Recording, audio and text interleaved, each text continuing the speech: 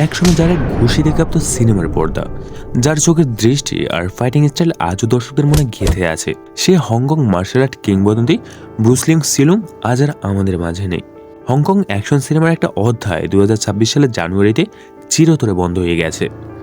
Bruce link সিলুং ছিলেন হংকংয়ের একজন খ্যাতনামা মার্শাল আর্ট অভিনেতা। বিশ্বব্যাপী তিনি সবথেকে পরিচিত ছিলেন কুম্পু হোস্টেল সিনেমার ভয়ঙ্কর ও স্মরণীয় চরিত্র বিস্ট হিসাবে। তিনি হংকং সিনেমার তথাকথিত 4 লিটল ড্রাগন এর একজন হিসেবে বিবেচিত হতেন। ব্রুস লিং সিলুং জন্মগ্রহণ করেন 1948 সালে। তিনি অল্প বয়স থেকে মার্শাল আর্টের প্রতি গভীর আগ্রহী ছিলেন। দীর্ঘদিনের কঠোর প্রশিক্ষণের মাধ্যমে তিনি কুম্ফু মার্শাল আর্ট দক্ষতা অর্জন করেন। এই পরিশ্রমে তাকে ভবিষ্যতে আলাদা করে তোলে। 1970 থেকে 80-এর দশকে হংকং মার্শাল আর্ট সিনেমার স্বর্ণযুগে ব্রুস লিং ছিলেন একজন পরিচিত ও শক্তিশালী নাম। তার অভিনয় ছিল বাস্তবধর্মী, আক্রমণাত্মক এবং প্রভাবশালী। তিনি এমন একজন অভিনেতা ছিলেন যিনি ক্যামেরার সামনে সত্যিকারী মার্শাল আর্ট উপস্থাপন করতেন।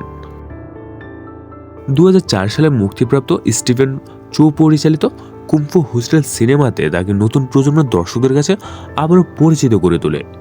বিস্ট চরিত্রে তার অভিনয় আজও মার্শাল আর্ট সিনেমার ইতিহাসে সবথেকে আইকনিক চরিত্রগুলোর একটা হিসেবে বিবেচিত হয়। ব্রুস লিং ছিলেন এমন একজন শিল্পী যিনি জনপ্রিয়তার পিছনে না ছুটে নিজের কাজ দিয়ে ইতিহাস তৈরি করে গেছেন। আন্তর্জাতিক সংবাদ মাধ্যমের তথ্য অনুযায়ী ব্রুস লিং সিলুং 14 জানুয়ারি 2026 সালে 77 বছর বয়সে মৃত্যুবরণ করেন। মৃত্যুর নির্দিষ্ট চিকিৎসাগত কারণ হার্টের সমস্যা ছিল। তার প্রয়াণে হংকং চলচ্চিত্র জগৎ একজন কিংবদন্তিকে হারিয়েছে। বিভিন্ন শিল্পী ও ভক্তরা সামাজিক মাধ্যমে তার প্রতি শ্রদ্ধা জানান। পরিবারের উদ্যোগে একটি ব্যক্তিগত শেষকৃত অনুষ্ঠান সম্পন্ন করা হয়। ব্রুস লিং সিলুং আজ আর নেই, কিন্তু তার সিনেমা, তার চরিত্র, তার মার্শাল আর্ট চিরকাল বেঁচে থাকবে। তিনি প্রমাণ করে গেছেন একজন শিল্পীর আসল পরিচয় তার রেখে যাওয়া কাজই। শ্রদ্ধাঞ্জলি, ব্রুস লিং সিলুং।